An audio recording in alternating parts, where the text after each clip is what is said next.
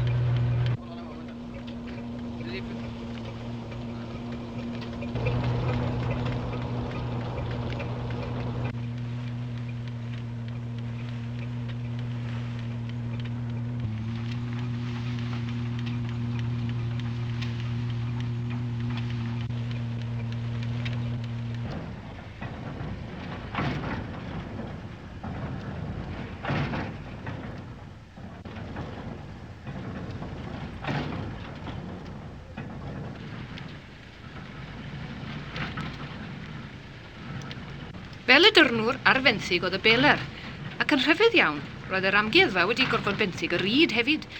Gan bod 'na gymaint o brinder ryd yn y cylch, bu raid i gludo bob cam o gros lan ger Llandysyn.